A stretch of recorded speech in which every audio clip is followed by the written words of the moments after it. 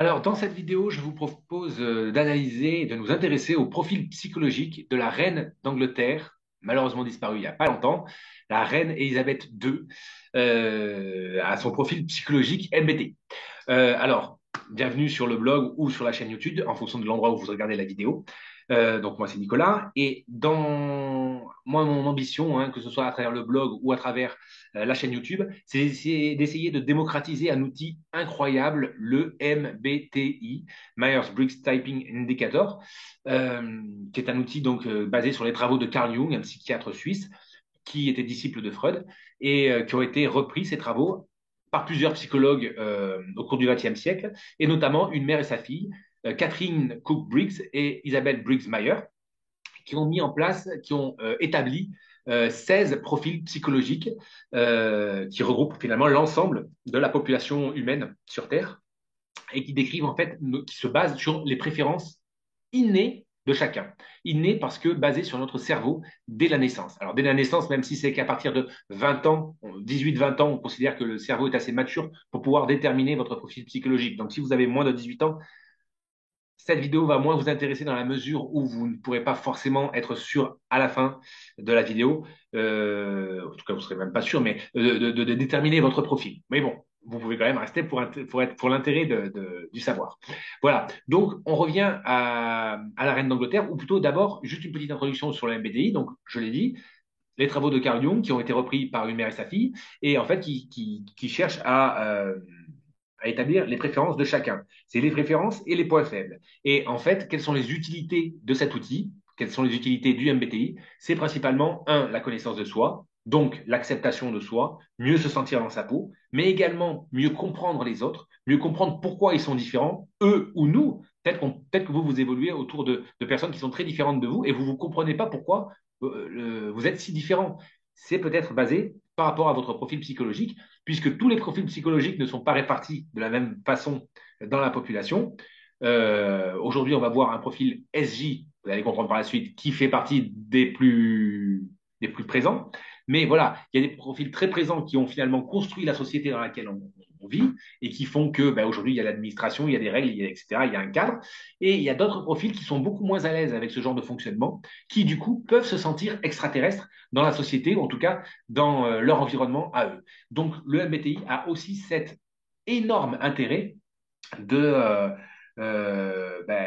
réussir à grandir, à mieux s'accepter et surtout à mieux se tolérer soi-même en acceptant sa différence. Parce qu'il y a des gens qui peuvent se sentir incompris, mal dans leur peau, uniquement parce que ils sont différents. Mais il n'y a pas à se sentir mal, c'est simplement votre paramétrage neurologique qui fait que vous fonctionnez différemment. Donc, moi, c'est mon ambition à travers le blog et la chaîne YouTube d'essayer de vous amener à prendre conscience de votre différence et surtout de savoir quels sont les chemins de développement pour réussir à gommer peut-être des traits de caractère qui vous gênent dans la vie de tous les jours.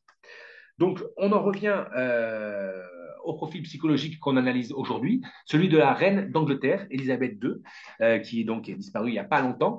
Et donc, en fait, sur cette chaîne, j'aime bien analyser de temps en temps, partir de profils psychologiques de célébrités pour, en fait, vous prouver que bah, ça peut être des célébrités. Ils ont un profil psychologique parmi les 16, comme vous, comme moi, comme tout le monde. Et que du coup, en fait, ça engendre, quand on découvre le profil psychologique d'une personne, on peut la connaître sans l'avoir jamais rencontrée. Et ça, c'est gigantesque comme avancée, comme pouvoir magique presque qu'on a tous. Donc, avant d'aller plus loin, juste vous dire que je vais parler donc dans cette vidéo du profil ISTJ et que, outre la reine d'Angleterre, il y a d'autres personnalités que vous devez connaître qui avaient ce ou qui ont ce profil psychologique, c'est-à-dire ce mode de fonctionnement neurologique préférentiel, puisque le MBTI est basé sur des préférences. Donc, d'autres personnes connues, on peut citer par exemple Jeff Bezos. Jeff Bezos, le fondateur d'Amazon, l'homme le plus riche du monde, voilà, ben, il faut savoir que c'est un entrepreneur à succès et qu'il a le même profil psychologique qu'avait la reine d'Angleterre. Également, on a Freud, le père fondateur de la psychanalyse. On pourrait citer deux actrices, Julia Roberts et Nathalie Portman, qui n'ont rien à voir avec les personnes qu'on a citées précédemment, mais qui ont le même fonctionnement psychologique. Et c'est là aussi, on peut également citer Hillary Clinton, qui est ISTJ. Voilà. Donc, vous voyez un peu toutes ces personnalités qui sont quand même d'univers très différents et qui pourtant ont ce point commun d'avoir le même profil psychologique MBTI et qui donc ont les mêmes préférences et vont avoir les mêmes réflexes et les mêmes types de réactions. Voilà, tout ça pour vous dire que votre profil psychologique euh, vous distingue des autres, tant par des facilités que par des zones de difficulté. Mais chacun des 16 profils psychologiques a des zones de confort et a des zones de développement, on va dire. On va dire ça comme ça. La prise de conscience de votre situation, c'est déjà 50% du chemin vers le fait de mieux vivre dans sa peau, vers le fait de pouvoir éventuellement envisager un développement personnel, puisque si vous ne connaissez pas vos points faibles, ben, ce n'est pas facile de les travailler. Le MBTI vous permet d'avoir une visibilité sur votre profil et restez bien jusqu'à la fin de la vidéo parce qu'à la fin de la vidéo, je vous donnerai de quoi essayer de découvrir votre profil et je vous enverrai des tonnes de choses intéressantes, notamment les 16 synthèses des 16 profils. Donc, restez bien jusqu'à la fin de la vidéo. Et donc, là, on en revient au profil psychologique d'Elisabeth d'Angleterre, la reine d'Angleterre, qui était donc ISTJ. Alors, l'ISTJ, on va décomposer chacune des 4 lettres. Bien évidemment, je vous mets dans la description de la vidéo, si vous êtes sur YouTube, les différents liens vers ce que j'évoque, puisque j'ai tout décrit tout ça sur le blog. J'en ai fait des articles, j'en ai fait des pages et des descriptions bien détaillées qui seront beaucoup plus enclins à vous informer si vous êtes intéressé par le domaine. Mais voilà, vous trouverez tout ça dans les liens de sous la vidéo. Donc ISTJ, donc déjà la première lettre I. I c'est quoi? Ça veut dire introverti. Introverti, donc la première lettre, c'est selon la matrice psychologique du MBTI, la façon préférentielle de l'individu pour trouver son énergie.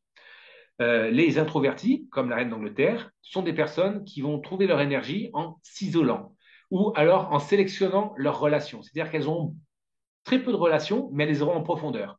La foule les épuise. Si vous mettez une personne introvertie au milieu d'une foule qui n'arrête pas de l'alpaguer, de lui parler, etc., après un quart d'heure, elle sera déjà complètement cuite. Elle n'aura plus aucune énergie parce qu'elle perd son énergie. Plus il y a d'interaction, plus elle perd son énergie.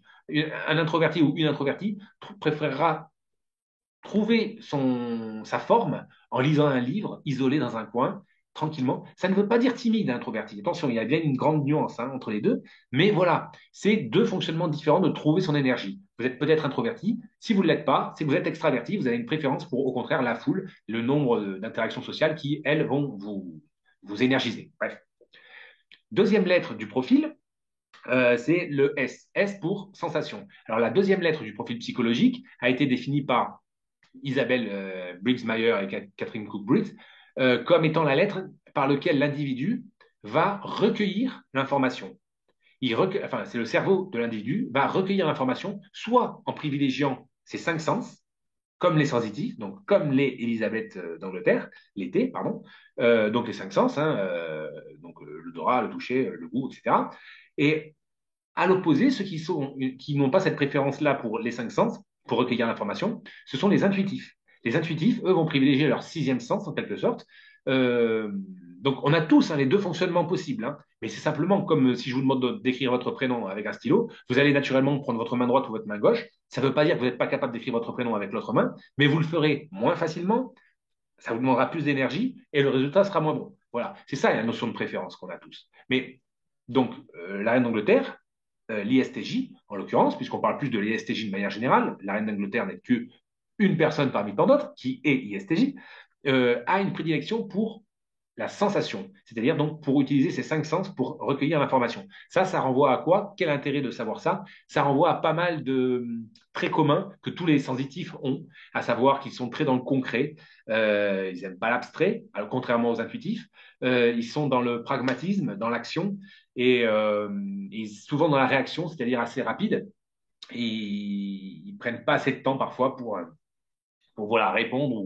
Enfin, il y a pas mal de caractéristiques. Je vous mets les liens, je vous le rappelle, en dessous de la vidéo si vous êtes sur YouTube. Si vous êtes sur le blog, je vous invite à aller voir dans l'onglet dédié aux différentes préférences. Donc IS, donc introverti, sensation. Troisième lettre, qui est la lettre dans le modèle MBTI, qui détermine la préférence, la prédilection pour prendre sa décision. Le modèle MBTI considère qu'on peut soit privilégier sa logique, l'aspect thinking, soit privilégier l'aspect F, feeling. Donc c'est F ou T pour thinking. Voilà. Donc la reine d'Angleterre, elle était thinking, elle était dans la logique.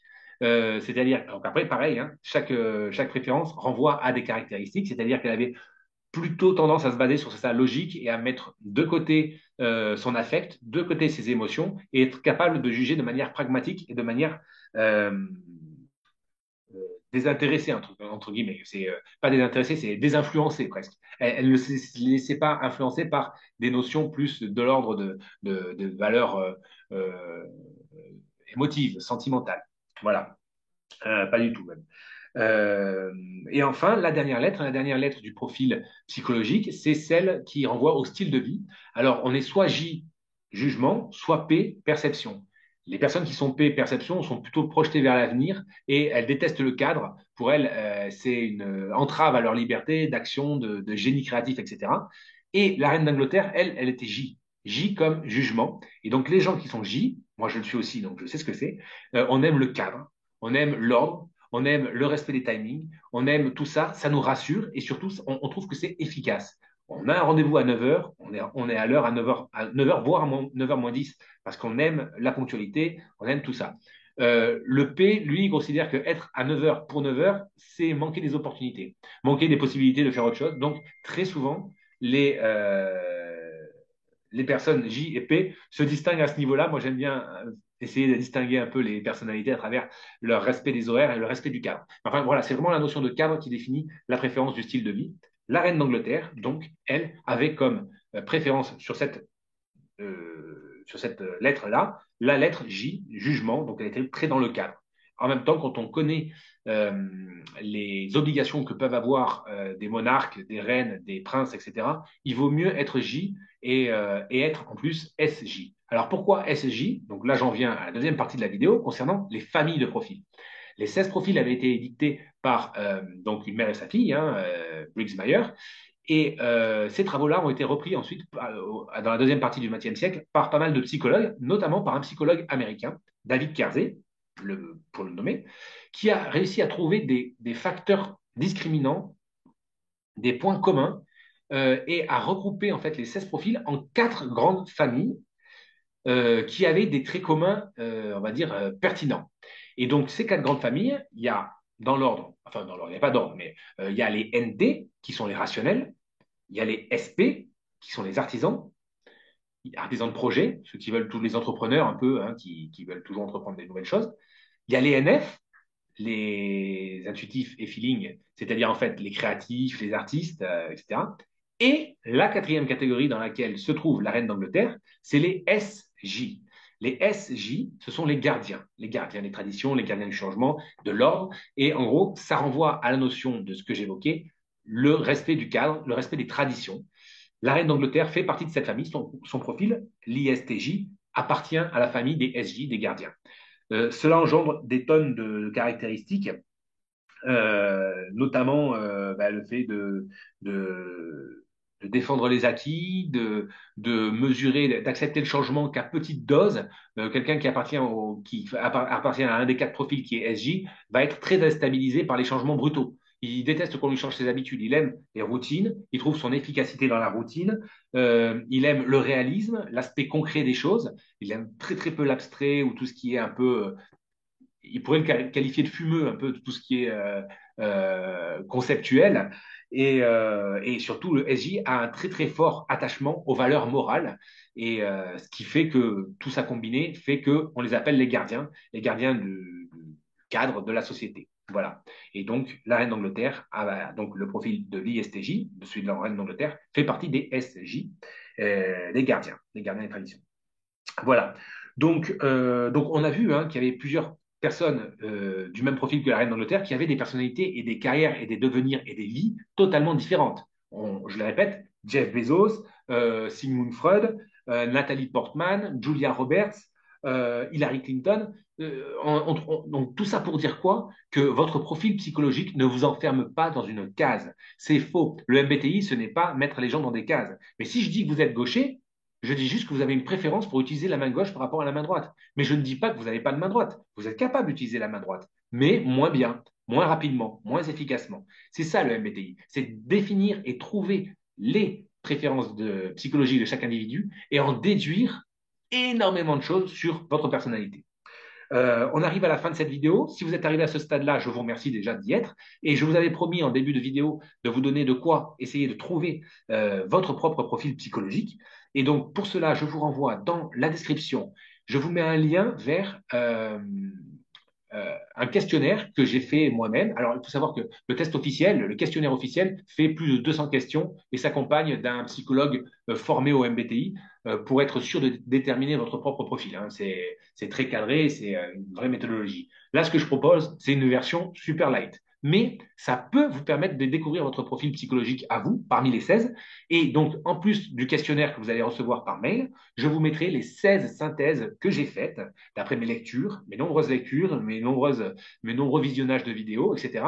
Je vous ai fait 16 synthèses d'une dizaine de pages chacune où je vous explique tout sur votre profil psychologique, si c'est le bon, puisque le questionnaire, mon questionnaire à moi, ne fait que 40 questions. Non, il n'en fait pas 200, il n'en fait que 40. J'ai essayé d'isoler des questions qui me paraissent clés pour trouver vos préférences. Essayez d'y répondre en mettant des petits 1 dans les cases, et vous allez tout recevoir de toute façon. Donc, cliquez sur le lien en dessous et vous allez tout recevoir. En tout cas, à ce stade de la vidéo, je vous remercie d'être arrivé là. On se reverra peut-être sur le blog ou sur la chaîne YouTube. J'essaye, moi en tout cas, d'accompagner les gens pour une meilleure connaissance d'eux-mêmes, pour la prise de conscience de leur potentiel. Et n'oubliez pas, chacun des 16 profils psychologiques a un potentiel inné incroyable. Et ce que vous prenez, vous, pour quelque chose d'acquis normal, c'est peut-être le point de faiblesse de quelqu'un d'autre qui vous envie par rapport à ça. Et donc, ne croyez jamais que vous n'avez pas de valeur. Vous avez autant de valeur que Einstein, autant de valeur que quiconque. Simplement, il faut savoir sur quoi vous pouvez vous appuyer, vos forces, et qu'est-ce que vous devez travailler, vos points de faiblesse. Et la prise de conscience, c'est 50% du chemin. Donc, je vous invite à cliquer sur le lien en dessous, en description du vidéo. Je vous remercie en tout cas d'être arrivé jusque là. Je vous souhaite une excellente journée et peut-être à plus tard sur la chaîne YouTube ou sur le blog. Au revoir.